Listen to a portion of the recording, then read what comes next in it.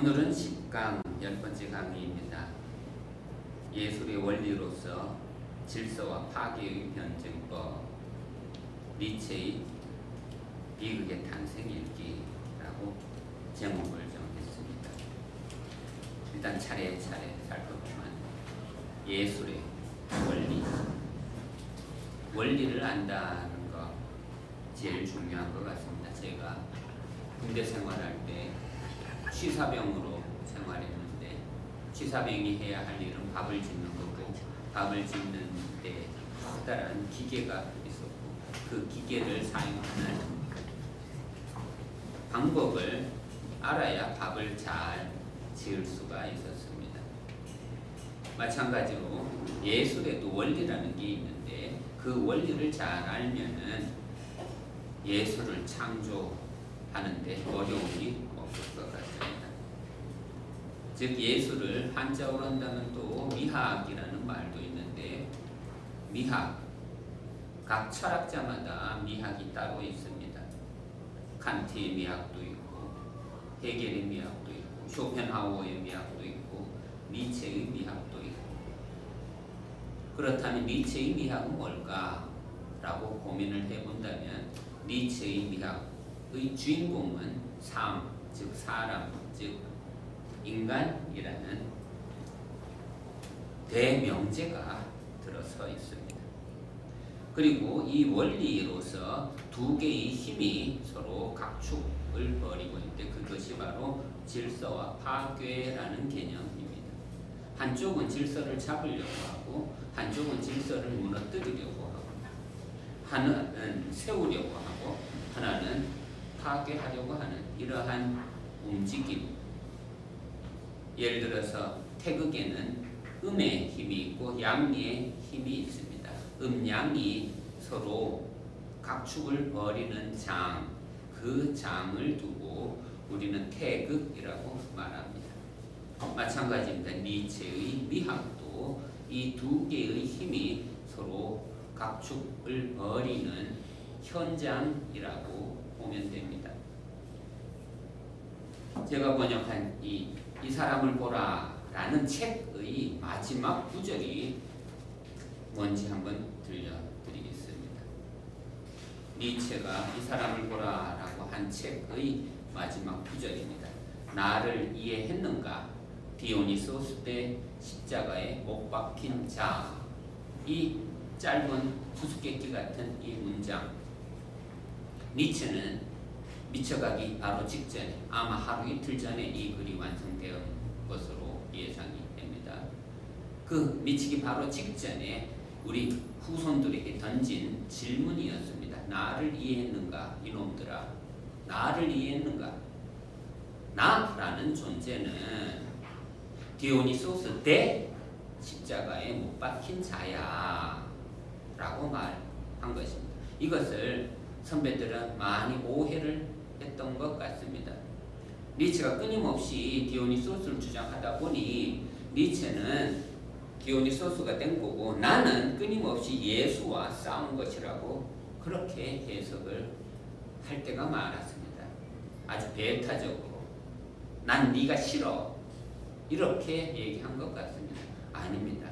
제가 읽어낸 바로는 나 자신은 디오니소스라는 힘과 예수라는 힘이 서로 각축을 벌이고 있는 그 장이야 라고 주장하는 것입니다.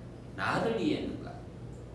나 자신은 선과 악이 공존하고 있는 존재야 라고 말하고 있는 것입니다. 이러한 니체의 철학이 공부하다 보면 정말 재미납니다. 1888년 인류 역사상 최초로 덴마크의 철학자, 니체보다는 2살이나 연상이었는데 게오르크 브란데스라는 철학자가 코펜하겐 대학에서 니체를 강의했습니다. 인류 역사상 최초로. 그 소식을 전해들은 니체는 편지를 썼습니다. 너무 반갑고 고맙다고. 게오르크 브란데스. 니체를 강의함으로써 그는 불멸이 되고 말았습니다. 또 1896년, 그러니까 니체가 미쳐 있는 상황이었습니다. 니체가 죽기 4년 전의 사건입니다. 1896년에 어떤 일이 벌어졌냐 하면은 리히아르트 슈트라우스라는 음악가가 알조슈프라크 자라투스트라라는 그 음악을 작곡해냈습니다. 그 음악을 한번 들어보세요. 나팔 소리와 북소리 정말 멋집니다. 태양이 떠오르는 듯한 아침 노을을 연상시키는 듯한 그 음악. 그 음악을 듣고 나서 니체의 책을 읽어보세요. 그러면 예술과 철학이 한데 어우러지는 어울림을 경험하게 될 겁니다. 자, 1번 들어가겠습니다. 1번. 동경의 대상으로서 고대. 즉 고대가 핵심입니다. 니체 철학은 고대를 동경합니다. 니체는 고대로 혹은 고대를 현대에 재현하기를 원합니다. 고대는 신들의 세계라고 말합니다. 신화의 세계입니다. 신들의 이야기가 펼쳐지던 세계입니다. 우리 인간에게 신이 되는 길이 터 있었던 세계입니다. 하이데거 책을 읽다 보면요, 비극의 시대가 자주 등장하는데 비극의 시대는 우리가 생각하는 일반적인 슬픈 시대가 아닙니다. 비극의 시대는 신들의 시대입니다. 고대의 시대입니다. 이 고대의 시대, 이 신들의 시대에 반대되는 시대로 하이데거가 내세웠던 시대가 바로 궁핍한 시대입니다. 그의 책을 읽다 보면 궁핍한 시대가 어떤 시대냐 하면 신의 부재입니다. 신의 결여입니다. 신을 상실한 세대. 그들이 방황하고 길을 잃고 어둠 속에서 세계의 밤이라고 표현합니다.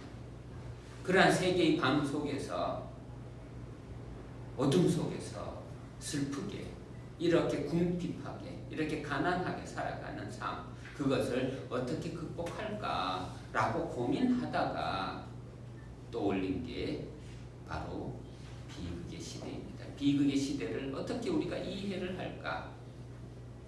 벌써 니체가 화두를 던졌습니다. 고대가 도대체 무엇이냐고.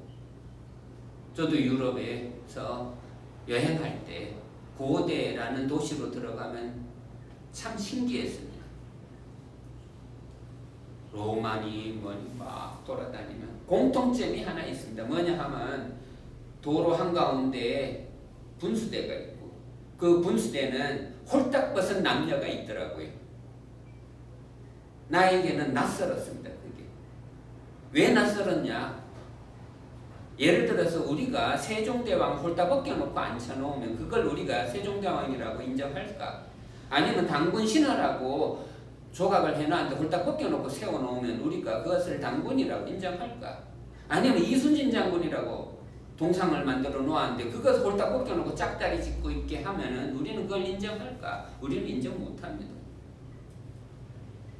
사람을 그렇게 표현하면 안 됩니다. 남한에 가서 성춘향인가? 그 사당에 한번 들어가 보세요. 우리 민족이 인정하는 여자의 모습을 한번 바라봐 보세요. 얼마나 정숙한지. 그런데 프랑스 파리에 가서 루브르 박물관에 가서 비너스 상을 한번 보세요. 홀딱 벗겨놓은 그 여자를 볼 때 우리는 무슨 생각을 할까? 고대를 우리가 이해한다고요? 함부로 얘기하면 안 됩니다. 고대 어쩌면 우리는 한치 앞도 못 보고 있습니다. 이러한 현상을 하이데거는 숲길이라는 제목으로 철학을 펼쳐나갔습니다. 숲에 한번 들어가 보세요. 길인 것 같지만 길이 안 보입니다. 빛이 있는 듯 하면서도 안 보입니다. 어두워서 미치겠습니다. 인간에게는 눈이 있는데 이 눈이 제대로 활동하지 못하는 상황이 펼쳐지고 맙니다. 빛이 안 보입니다. 하나님이 말씀했던 발데보나 빛이 보기에 좋았더라 이런 말 숲길에서는 숲속에서는 나올 수가 없습니다. 도대체 어떻게 신들이 살 수 있었을까? 로마 역사 공부하다 보면요, 로마 황제조차도 나는 신이다 혹은 사람들도 그것을 인정하는 상황입니다. 그런 대목을 읽을 때마다 저는 낯설었습니다. 어떻게 이게 가능할까? 예를 들어서 시저는 비너스의 후손이다 라고 주장했습니다. 그 말을 읽었을 때 저는 낯설었습니다. 어떻게 그게 가능하지? 근데 그 말이 작동할 수 있는 시대를 연상해 보고 그것을 전제하에서 한번 생각해 보았습니다. 나는 비너스의 후손이다 라고 말할 수 있고, 또 국민들이 그 말을 들은 그 사람을 비너스의 후손이라고 인정할 수 있는 상황. 그렇다면은 시저는 분명히 외모가 출중했었던 것 같습니다. 농담을 좀 붙이면 남아있는 두상을 볼 때 시저도 대머리였더라고요. 아마 저처럼 출중했을 것 같아요. 아니면 플라톤 철학 공부하다 보면은 플라톤은 자기 자신을 누구의 아버지라고 소개하냐 하면은 아폴론이 나의 아버지다라고 소개하는 장면이 있습니다. 도대체 이게 어떻게 가능할까? 자기를 낳아준 아버지는 자기를 입양한 아버지라고 말하는 이러한 정말 우리식으로 하면 버르장머리 없는 이러한 철학적 발언을 우리는 어떻게 이해해야 할까? 그런데 고대의 어떤 시대를 예상하고 플라톤의 말을 받아들이면 그럴 수도 있겠구나. 그의 철학은 아폴론 철학을 기본에 깔고 있구나. 아폴론 철학이 뭔데? 빛의 철학입니다. 요즘 핸드폰을 금방 찾을 수 있으니까 한번 찾아보세요. 라파엘로 산티라는 이탈리아의 천재 화가가 아테네 학당이라는 그림을 1510년, 1511년에 그려냅니다. 그 그림을 보면은 왼쪽과 오른쪽에 동상이 하나씩 세워져 있는데, 한쪽은 내가 보는 입장에서 이쪽 왼쪽은 아폴론 상이 세워져 있고, 오른쪽에는 아테네 상이 세워져 있습니다. 아테네는 지혜의 여신이니까, 철학을 가르치는 아카데미니까, 진리를 사랑하는 사람들이 모여 있는 곳이니까 아테네 상은 쉽게 이해가 됩니다. 그런데 왼쪽에 있는 아폴론상은 왜? 하고 물을 수 있습니다. 아폴론상은 빛의 신이고 빛의 원리이고, 아까 도입 부분의 원리에 대한 언어의 의미를 잠시 소개해 드렸습니다. 이 원리를 알아야 빛을 이해하는 것입니다. 단테 신곡을 읽을 때도 단테가 천국 앞에서 했던 말이 뭐냐 하면 엠피로스라는 말입니다. 빛이다. 성경책에서도 하나님은 빛이시라, 요한계시록, 그러니까 요한 1서가 거기에 시시때때로 등장하는 하나님의 자기 정의가 등장합니다. 나는 빛이라고. 천국에 간다?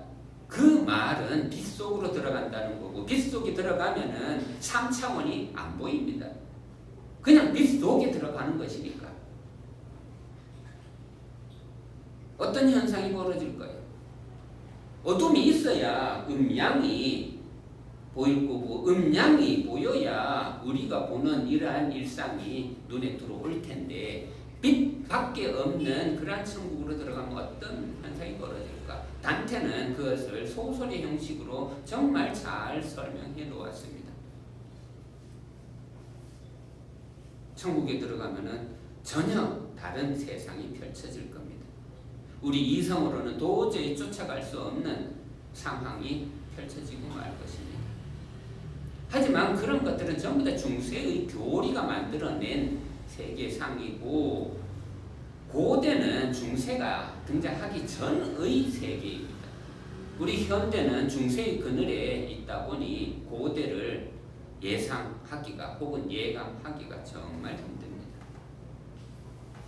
이러한 상황을 제가 거기 쭉 적어놓았고, 거기서 또 도입 부분에서 중요한 것은 아폴론적인 것과 디오니소스적인 것의 대립이라는 말을 좀 설명해야 될 것 같습니다. 51쪽에 있는 문장입니다.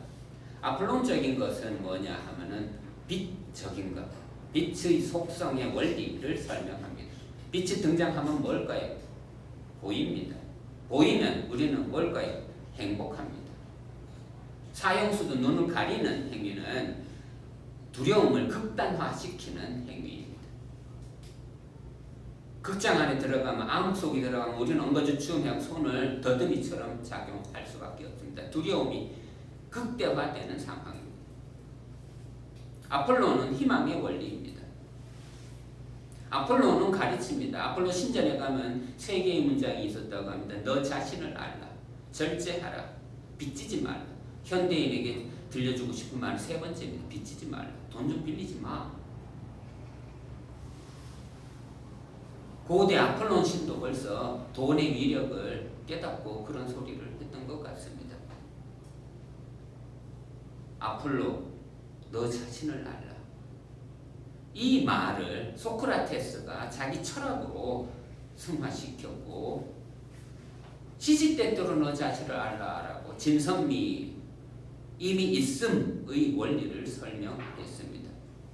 이데아는 있어. 이미 있는데 우리가 잊어버려서 상기해서 아남네시스해서 다시 떠올리라. 그것이 소크라테스의 철학입니다. 우리가 몰라서 죄를 저지르는 거지, 안다면 죄를 저지르지 않을 거야. 이런 낙천적인 철학이 소크라테스의 철학입니다. 자, 그렇다면은 디오니소스, 사라져버린 이 신성, 우리는 모릅니다. 사실 모른다고 좀 인정 좀 하세요. 디오니소스 술의 축제 우리가 알까요? 아이고, 술에 취해서 춤추는 게 막춤인 것 같지만 최고의 춤꾼이 보여주는 춤입니다. 지금 멋대로 추는 것 같은데 거기에도 리듬이 있고 원리가 있습니다. 그것이 천재가 창조해내는 작품들입니다. 디오니소스는 어둠의 신이라고 합니다. 파괴의 신이라고 합니다. 힌두교도 연구하다 보면 파괴의 신이 등장하는데 그 이름이 쉬바라고 합니다. 힌두교의 트리무르티 삼위일체가 등장하는데 브라마 창조의 신, 비시누 보존의 신, 마지막 쉬바가 파괴의 신입니다. 이 파괴의 신이 영국의 대형 박물관에 가면은 동상이 하나 세워져 있는데, 이 파괴의 신이 이 오른발로 푹 짓밟고 춤을 추는데, 그 짓밟은 이 괴물 이름이 뭐냐 하면 아파스마라라고 무지라고 번역되는 요괴입니다. 우리는 이성적 존재라서 아는 것, 기억을 선호하지만 시바는 이 무지를 무대 삼아서 춤을 추는 존재입니다. 최고의 신입니다. 무아지경, 힌두교가 지향하는 최고의 천국 이념입니다. 디오니소스, 우리가 잃어버린 신의 부재, 신의 결여라고 말한다면 니체는 바로 이 디오니소스를 잃어버린 시대 혹은 디오니소스를 알지 못하는 세대를 두고 말하는 것입니다. 그래서 니체는 끊임없이 1872년에 나오는 그의 첫 번째 작품 비극의 탄생에서부터 디오니소스를 쫓아가기 시작합니다. 그리고 1888년에서는 그의 마지막 작품 중에 하나, 디오니소스 송가라고 있습니다. 디오니소스 송가는 사실 남아있는 텍스트는 단 한 개도 없습니다. 그냥 디오니소스 축제 때 디티람포스라는 것이 불려졌다, 뭐 이 정도만 알고 있지. 텍스트가 없습니다. 그런데 니체라는 철학자가 스스로 디오니소스가 되어서 디오니소스 송가라는 텍스트를 창조하고 있습니다. 그리고 이성을 내려놓고 광기의 세계로 들어갑니다. 디오니소스 송가가 무엇일까요? 나도 몰라요.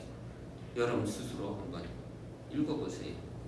디오니소스가 이끌고 가는 세상이 어떤 세상인지, 속된 말로 하면 술 처먹고 필름이 끊기는 그 지경이 어떤 것인지. 그런데 우리가 육체가 건강이 따라가 주지 못해갖고 토하면서 악 하는 그런 역겨움을 디오니소스가 가르쳐 주는 건 아닙니다. 정말 건강했을 때, 정말 건강한 사람이 고통을 받아들이면서 쾌감을 느끼는 이러한 카타르시스를 발견한 자가 인류 역사상 최초로 비극을 연구한 아리스토텔레스가 발견했습니다. 그게 바로 카타르시스라고, 그게 바로 비극 문화가 가르쳐준 현상이라고. 신이 되는 것, 얼마나 많은 고통을 감당할 수 있습니까, 여러분? 신이 되는 것 말처럼 쉬운 건 아닙니다. 태극의 원리처럼 내 안에 부정의 힘을 거의 절반으로 채우고 있어야 내가 신이 될 것입니다. 난 이건 싫어하고 좋은 것만 그렇게 해서는 신이 될 수 없습니다. 선악의 저편에 가고 싶다고요? 그러면 선악을 다 가지려고 하세요. 이런 걸 깨달은 자가 예를 들어서 1919년에 헤르만 헤세라는 천재가 데미안을 써냈습니다. 데미안의 구절, 한 구절 읽어볼게요.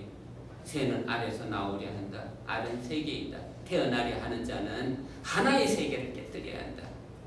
새는 신에게로 날아간다. 신은 아브락삭스이다.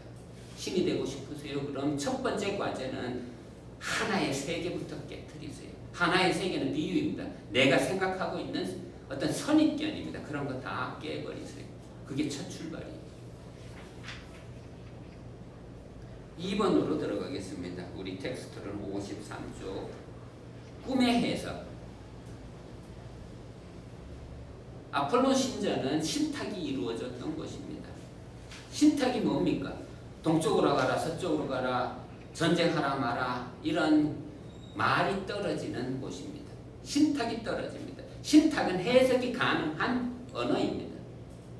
반대의 원리라면 디오니소스, 그곳에서 펼쳐지는 언어, 디오니소스 송가, 사실 어떤 식으로 노래가 불려졌는지 아무도 모릅니다. 텍스트는 남아있지 않다 했습니다.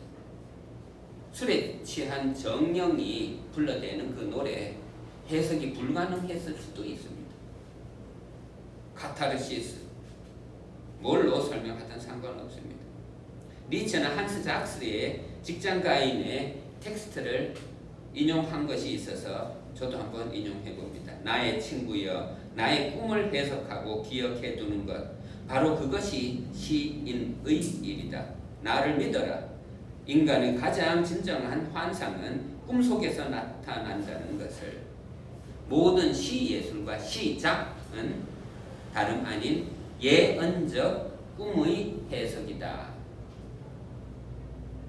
아폴로는 꿈의 능력입니다. 꿈꾸는 것도 능력입니다. 꿈은 이루어집니다. 2002년에 우리 민족은 다 그것을 크게 한 목소리로 외쳐댔습니다. 반대의 원리라면 디오니소스의 도치의 원리입니다. 황홀지경의 원리입니다. 무아지경의 원리입니다. 내가 누군지 모른다. 무아지경이라고 말은 하지만 그 말의 사태는 긍정적입니다.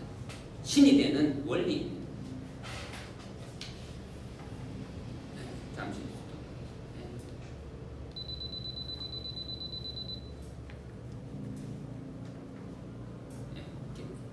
시작합니다. 이제 3번 들어갑니다. 빛의 원리와 개별화의 원리.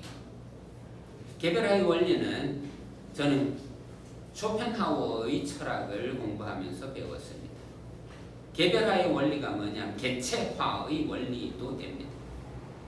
내가 누구냐? 의식이 있나 없나? 의사가 기절한 사람을 붙들고 의식이 있나 없나 확인할 때 눈동자를 들여다봅니다. 눈동자가 이 홍채가 빛에 반응을 하고 있으면 의식이 있다, 가능성이 있다, 깨어날 가능성이 있다, 뭐 이런 판단을 하게 됩니다. 감각이 살아있나? 그걸 묻는 것입니다. 의식은 인간의 문제입니다. 의식이 있는 사람과 의식이 없는 사람은 전혀 다릅니다. 의식이 있을 때 체계화가 이루어질 거고 나와 너가 관계가 형성될 거고 이러한 개별화의 원리는 전부 다가 아폴론적인 힘입니다. 빛이 등장하면은 다 정리정돈되고 맙니다. 밤새도록 암울한 시대에 별별 거짓말, 별별 가짜뉴스가 다 판치고 있었어도 빛이 한 줄기 빛이 비치고 나면 다 정리정돈되고 맙니다. 빛의 힘이 이토록 위대합니다. 모르겐 누레테 1881년에 니체는 아침 노을이라는 작품을 썼습니다. 건강이 회복되고 나서 얼마나 기뻤는지 그 건강의 소식을 전하기 위해서 아침 노을을 집필했던 것입니다. 제발 좀 건강하라고. 신이 되려면 제발 좀 건강이 뒷받침돼야 한다고. 카타르시스를 경험하고 싶어요? 그러면 고통을 감당해내야 돼요. 아까 말씀드렸듯이 335년에 벌써 아리스토텔레스는 그걸 발견했습니다. 엘레우스와 포고스 비극을 관람하면은 이러한 썩은 감정들이 막 들어올 겁니다. 이것이 싫어서 플라톤은 비극 극장에 가지 말라 했습니다.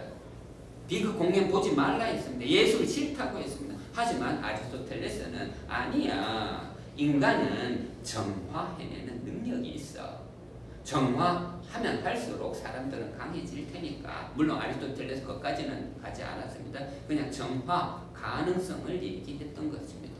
카타르시스. 아리스토텔레스의 아버지는 의사였습니다. 의학 용어를 철학 용어로 승화시켰습니다. 카타르시스라고. 우리는 카타르시스 할 능력이 있습니다. 설사할 능력이 있습니다.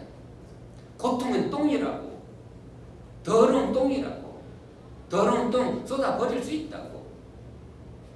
저도 감기에 걸리면 자주 경험합니다. 저는 한국에 있을 때는 아무도 그걸 설명해 주지 않아서 어떤 상황인지 몰랐는데 독일에 갔더니 감기에 걸렸다가 나을 때쯤 되면 설사를 할 거야 라고 얘기하더라고요.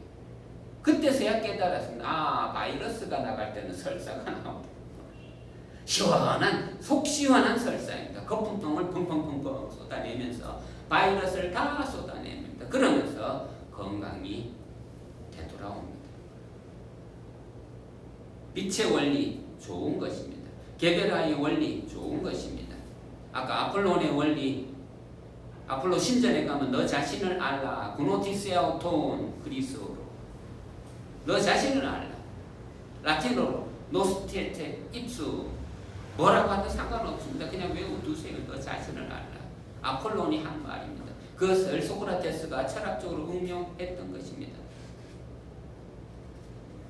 4번 들어갈까요? 진도가 너무 빠른가 모르겠습니다. 4번 디오니소스적 현상으로서의 도취. 아까 아폴로는 꿈의 원리라 했습니다. 꿈꾸는 것도 능력이라 했습니다. 꿈을 꾼 것을 글로 옮겨 넣는 작업, 그것이 시인이 해야 할 일이라고 했습니다. 저도 독일에서 박사학위 논문 쓸 때 나르시시즘을 연구했고 나르시시즘을 연구할 때 프로이트의 원리를 피해갈 수가 없었습니다. 프로이트 책은 너무 많았습니다. 전집이 이 정도 됩니다.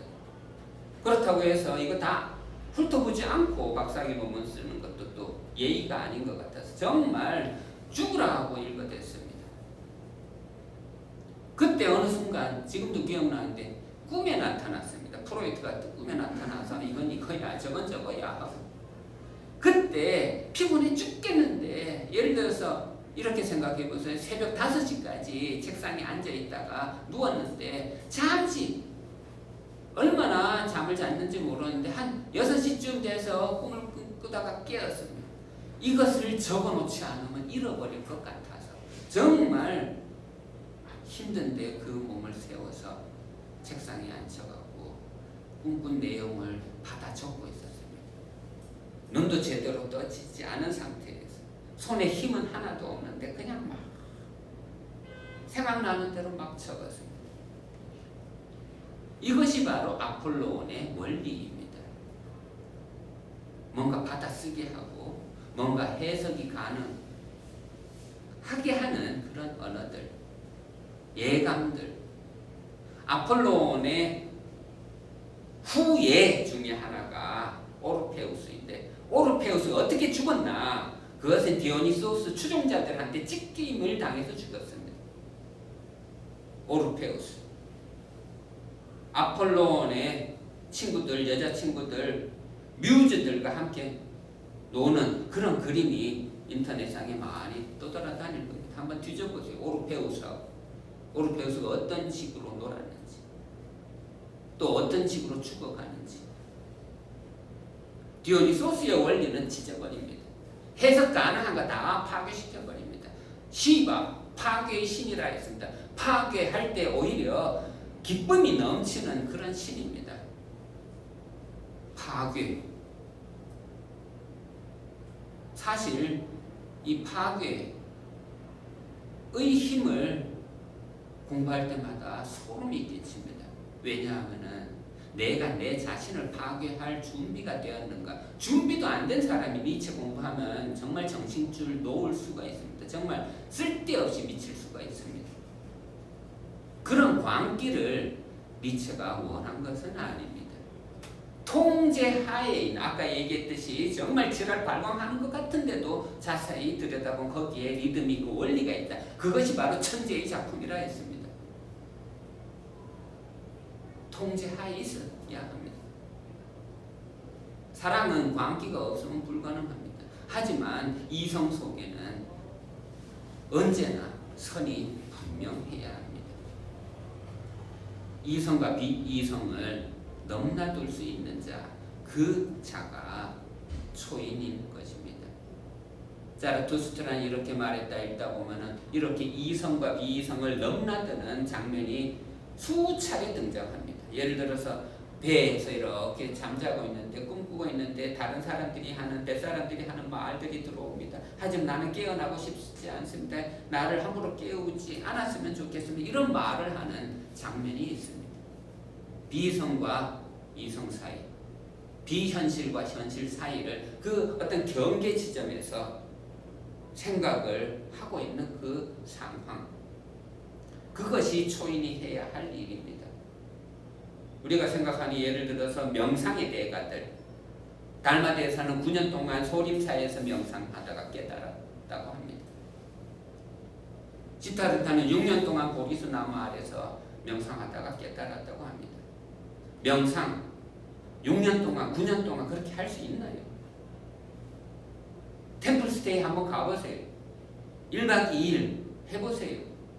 그 짧은 시간에도 10분만 있다가 잠들어갖고 대나무 몽둥이로 어깨 한번 후들겨 저 짐을 당하고 나서 정신 차리고, 스님도 수년 동안, 그렇게 수십 년 동안 하던 사람도 잠이 들어서 후배가 두들겨 패서 깨워주고 하는 사건이 벌어집니다.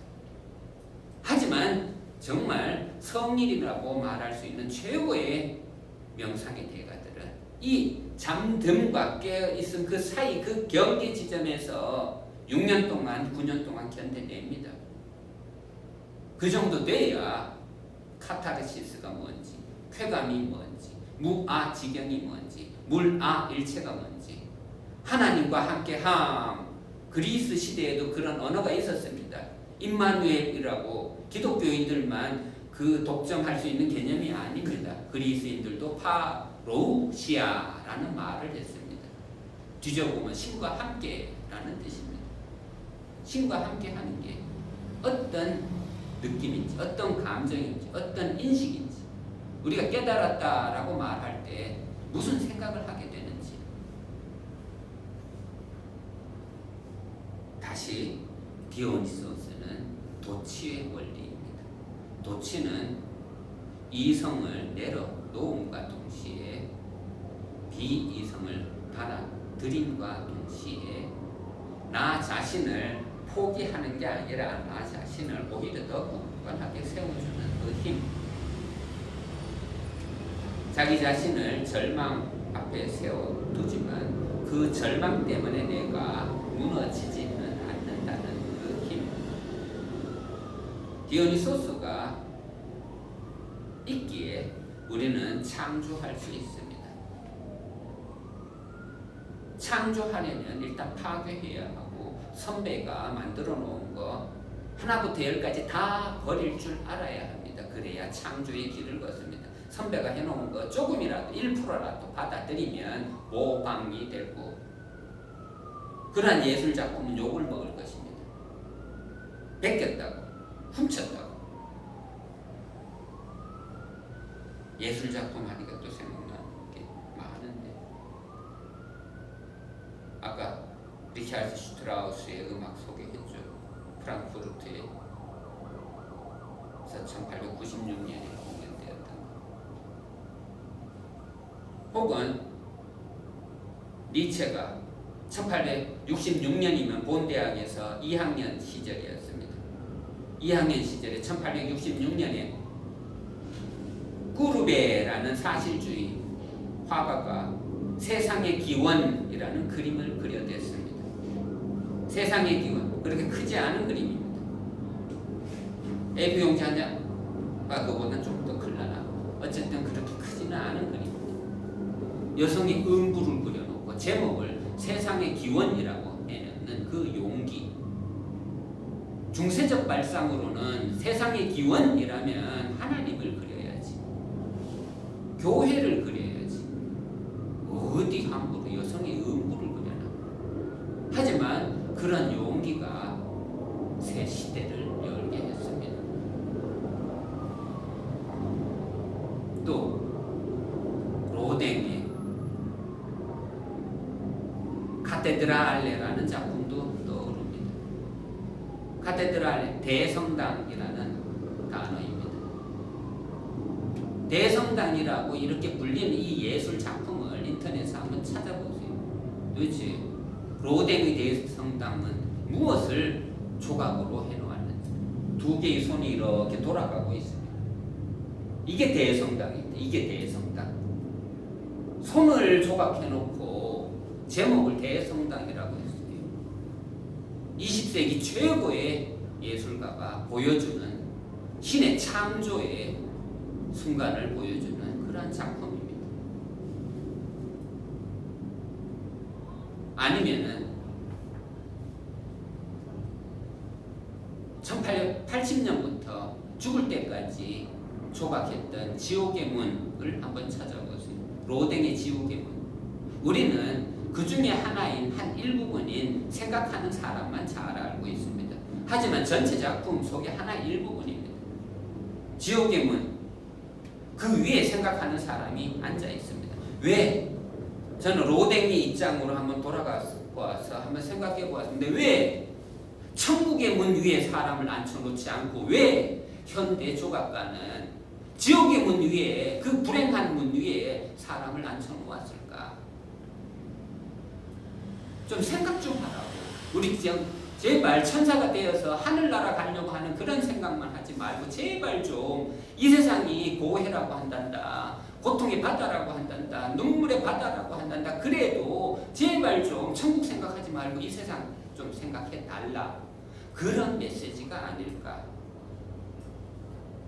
그러한 메시지를 담아서 지옥의 문을 만들어낸 것이 아닐까. 죽기까지 37년 동안 이 문을 제작하고 있었습니다. 완성하지 못하고 죽었습니다.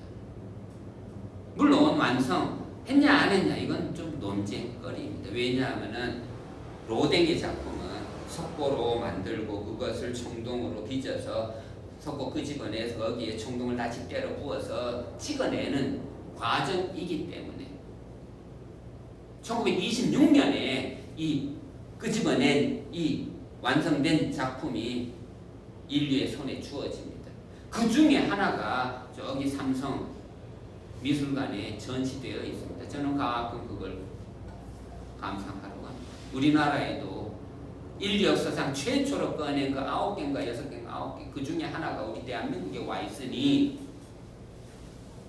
구경할 수 있으니 행복한 마음으로 구경합니다. 왜? 로댕은 생각하는 사람을 지옥의 문 위에 앉혀놓았을까? 저는 이 문을 박사학위 논문 쓸 때부터 관찰했습니다. 제 박사학위 논문의 주제가 나르시시즘이었습니다. 그 문 중에 한 귀퉁이에 나르시스가 있더라고요. 나르시스를 20세기의 최고의 예술가는 어떻게 표현해냈을까? 죽어가는 그 영혼, 그 육체를 어떻게 표현해냈을까? 죽을 각오 됐나요? 자기를 찢어버리고 짓밟을 준비가 됐나요? 공부하는 사람이 흐리멍덩해 있으면 큰일 납니다. 저는 바짝 차려야지. 우리는 죽을 때까지 공부해야 됩니다. 철학은 정말 목숨을 걸어야 합니다. 아까 아테네 동상을 잠시 언급했는데 아테네 동상 좀 경고적으로 설명 좀 드리겠습니다. 아테네는 여자입니다. 근데 이 여자의 마음을 얻기 위해서는 목숨을 걸어야 합니다. 왠지 아십니까? 그녀는 투구를 쓰고 있고 방패를 들고 있고 뭐든지 다 막아버리겠다는 이 방패를 들고 있고 뭐든지 뚫어버리겠다는 창을 들고 있습니다. 그런데 함부로 깨닫고 싶다, 인식을 얻고 싶다, 지혜를 얻고 큰일 납니다. 목숨을 걸어야지. 잠을 자고 있는 그 정신으로는 전쟁하지 못합니다. 정신을 바짝 차려야지. 그렇게 6년, 9년 공부해야 하늘과 땅이 맞붙는 그런 공부가 이루어집니다. 공부라고 할 때 공자는 장인공자를 씁니다. 장인공자가 어떻게 쓰여지는지 한번 확인해 보세요. 하늘과 땅이 맞붙습니다. 번개처럼 다 연결됩니다.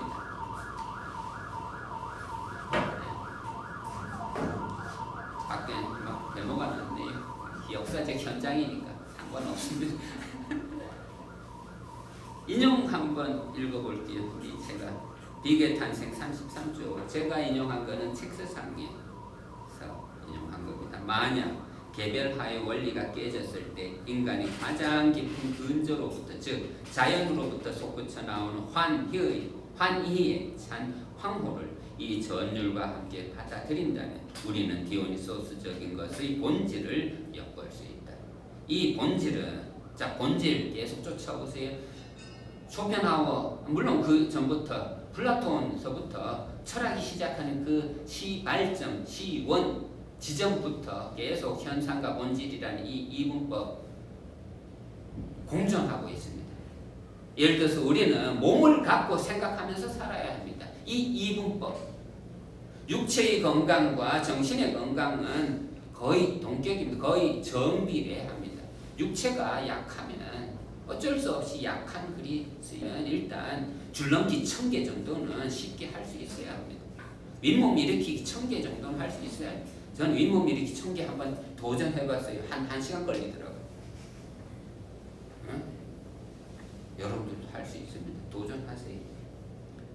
본질은 생각하는 영역입니다. 현상은 육체의 영역입니다. 오감각으로 느낄 수 있는 영역입니다.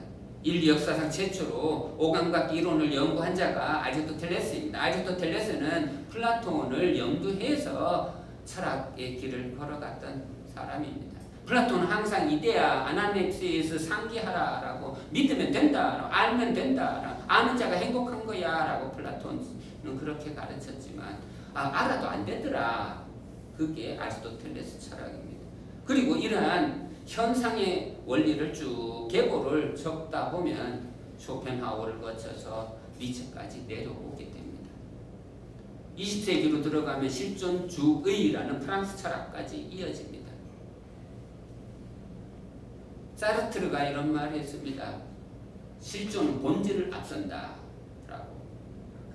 뭐가 뭐를 앞선다? 육체가 더 중요하다. 일단 살으라고, 산자는 살라고 제발. 이념에 희생되지 말고 진리에 희생되지 말고 신상에 깔려 죽는 그런 처참한 일이 발생하지 않도록 조심하라고. 자, 본질 그 정도로 설명하고 계속 텍스트 읽어봅니다. 이 본질은 다음에서 도치의 비유를 통해 쉽게 설명될 것이다. 모든 원시인이나 원시민족들이 창가에서 말하고 있는 마취성 음료의 영향을 통해 혹은 전체 자연을 흥겹게 관통하는 강력한 봄 기운에 의해, 자, 봄 기운이 주죠. 디오니소스 축제는 4월 달에 2주 동안 진행되었답니다.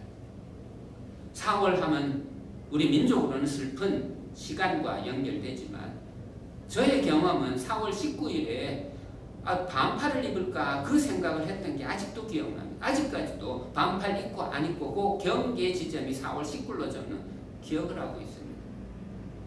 저는 수유리에 살고 있는데 수유리 가면 419 탑이 있습니다. 아직까지도 가끔씩 일주일에 한 번 정도 산책을 갑니다.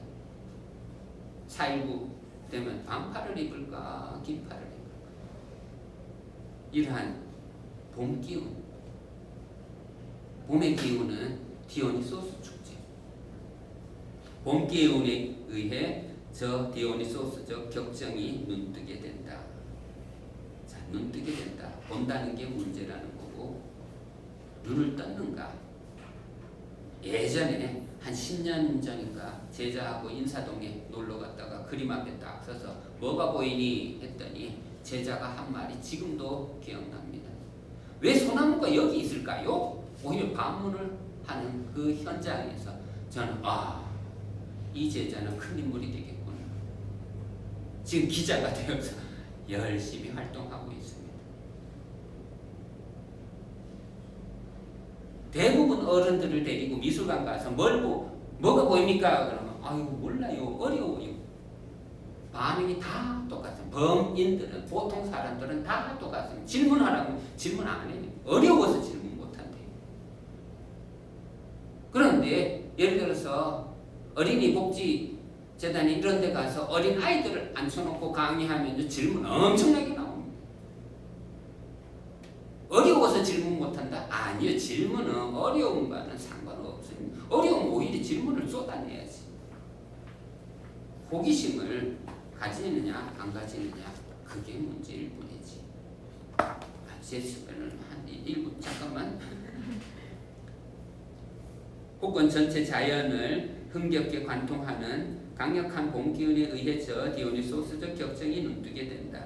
이 격정이 고조되면서 주관적인 것은 완전한 자기 망각 속으로 사라지게 된다. 디오니소스 원리는 그러니까 망각, 무아지경, 망각하지만 그 망각이 절망이라든가 눈물을 쏟아내게 하는 게 아니라 잊음으로써 오히려 춤출 수 있는, 아까 시바가 짓밟고 춤추는 괴물이 뭐라고요? 그게 아파스마라, 무지라고 번역하는 그 괴물이라고. 무지를 짓밟고 춤을 출 수 있는 경지, 그런 원리가 디오니소스의 원리입니다. 자, 시라고 하는 신호가 왔기에 잠시 쉬어갑니다.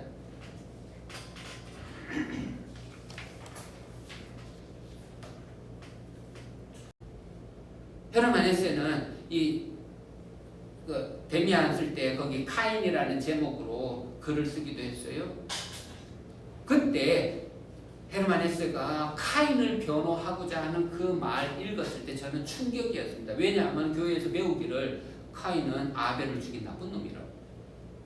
그런데 헤르만 헤세의 이 변론을 읽고 나서는 저는 많이 깨달았습니다.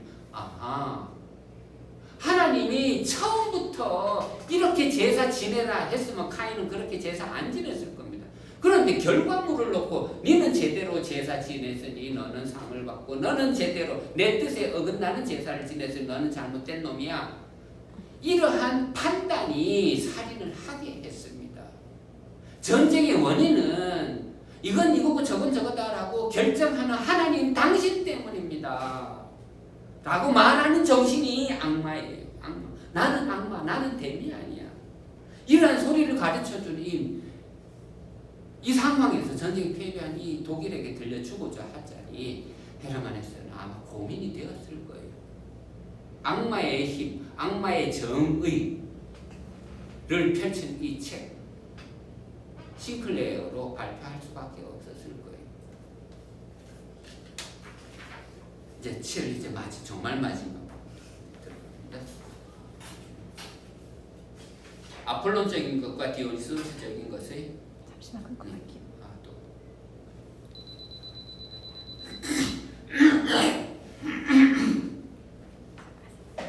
7. 아폴론적인 것과 디오니소스적인 것의 결합. 결합을 밑줄 치던가 동그라미 쳐놔요. 결합, 대결, 선악 다 좋습니다. 그 옆에다 태극도 마크를 이렇게 그려 놓으세요. 가장 큰 것이 뭘까요? 가장 큰 것이 선과 악을 다 품는 것입니다. 선과 악을 다 품어야 태극이 이루어집니다. 음과 양. 음은 나쁘고 양은 좋은 것입니다. 좋아요. 그렇게 해석하는 거 맞아요. 하지만 그 두 가지 원리가 다 필요합니다. 그래야 예술가가 됩니다. 그래야 춤을 출 수 있습니다. 그래야 예술이 탄생합니다. 그래야 비극이 탄생합니다. 비극의 탄생 뭔지 아세요? 신이 탄생하는 겁니다. 비극이 뭐게요? 생로병사입니다. 시다르타가 깨달은 게 뭔지 아세요? 생로병사입니다. 29살 때 집 떠나게 했던 질문이 생로병사고 29살 뒤 6년 동안 보리수나무 아래에서 공부해서 얻은 해답도 생로병사입니다.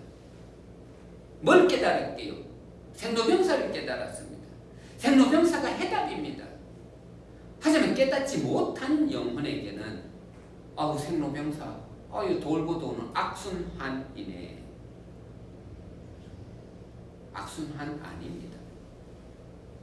사람을 빨리 발음해보세요. 삶입니다. 삶을 느리게 발음해보세요. 사람입니다.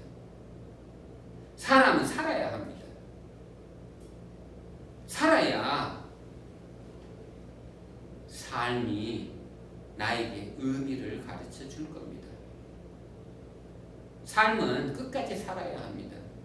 불교에서도 우리가 사는 이 세상을 사바세계라고 합니다. 사바의 뜻은 참고 견디라는 뜻입니다. 우리가 태어난 이유는 참고 견뎌야 한다는 이유를 감당하기 위함입니다. 이 사바세계를 끝까지 잘 살아줄 때 우리에게는 해탈이라는 기회가 주어질 것입니다. 삶은 기회입니다. 저는 이 말을 저의 책 거의 모든 책에서 반복해서 써 놓았습니다. 삶은 기회라고. 깨달을 기회라고. 인간이 위대한 이유는 깨달을 기회를 갖고 있는 존재라서 위대한 것이라고. 이 세상 삼라만상 그 어떤 존재도 깨달을 수 있는 존재는 없습니다. 구름이 깨달을 거예요. 돌이 깨달을 거예요. 물이 깨달을 거예요. 개가 깨달을 거예요. 개를 앉혀놓고 아무리 똑똑한 개라고 해도 1+1을 10년 동안 가르쳐 보세요. 깨닫나? 깨닫지 못합니다. 우리 인간은 하지만 깨달을 수 있는 이성을 갖고 있고 그래서 위대한 존재입니다. 결합, 연관, 하이데거의 철학으로 하면은 연관. 개념은 달라지는데 이 개념의 달라짐에 의해서 헷갈리지 마세요. 다 합치려고 한번 노력해보세요. 저는 글 속에 자주 이런 말을 합니다. 인식의 그물이라고. 인식의 그물을 짜라고. 인식의 그물을. 어떤 것도 놓치지 않을 수 있는 인식의 그물을. 괴테도 파우스트라는 책에서 이런 말을 합니다. 괴테가 뭘 고민 80세가 넘은 이 대학자가 뭘 알고 싶었냐. 그걸 알지 못해서 죽으려고 독배를 마시려고 하는 이야기가 파우스트의 이야기입니다. 그때 던진 질문이 뭔지 아십니까? 그를 죽음으로 몰고 가게 하는 그 질문이 바로 이 세계를 이루고 있는 연관관계. 제 지도 교수님의 언어로 하면 토탈리테트, 즉 총체성입니다. 이것을 하나로 만들고 있는 이 원리. 이게 도대체 뭘까? 이걸 알려주는 자가 한 명도 없습니다. 이 세상에. 하나님이 가르쳐줄까요? 안 가르쳐줘요. 그 실망감이 파우스트로 하여금 독배에 손을 대게 하고 그 독배를 입술로 가져오게 합니다. 그때 천사가 노래를 부릅니다. 부활했다. 그때 다 독배를 입에서 뗍니다. 저는 이 비유 정말 중요한 사건이라고 생각합니다. 부활이라는 단어 아주 중요합니다. 부활을 인식하고 알 수 있는 존재는 우리 인간밖에 없습니다. 자라투스트라가 끊임없이 자라투스트라의 동굴로 되돌아가라고 하는 그 말, 그 비유, 그 문학적 비유를 통해서 철학적 메시지가 전달되고 있는데 그 소리는 자기 자신에게로 되돌아가라입니다. 자기 자신의 심연을 밟으면 그곳이 근거가 되어서 전향, 방향을 바꿀 수 있을 것입니다. 방향이 바뀌면 비상할 수 있습니다. 심연 속으로 추락하고 있어도, 몰락하고 있어도 그 몰락이 나의 비상임을 알려줄 것입니다. 자라투스트라의 첫 장, 마지막 문장을 읽어보면 이렇게 몰락은 시작되었다라는 말이 이제 그때쯤 되면 이해가 될 것입니다. 자라투스트라의 몰락이 시작되었다. 그 말은 몰락이 비상으로 읽혀지는 이 전향, 이 방향 바뀜, 이러한 깨달음 일순간이 아하 깨달아버리면은 빛이 와버리면은 일순간 그토록 나를 위축시켰던 이 공간이 팍 터집니다. 삼라만상이 하나가 되는 그러한 무라일체의 경지를 경험하게 될 겁니다. 늘 결합하는 마음으로, 괴테의 말로 하면은 매일 극복하는 정신으로 살아가는 그 자가 초인입니다. 하루하루 정진하시길 바랍니다. 니체의 언어 한 100개만 외워주면 여러분들 살 수 있습니다. 이 세상을 전쟁터로 보았습니다. 그래서 니체 우상의 황혼에서 이런 말도 남겼습니다. 나를 죽이지 않는 것은 나를 더욱 강하게 만든다. 오늘 수업 여기까지 하겠습니다. 감사합니다.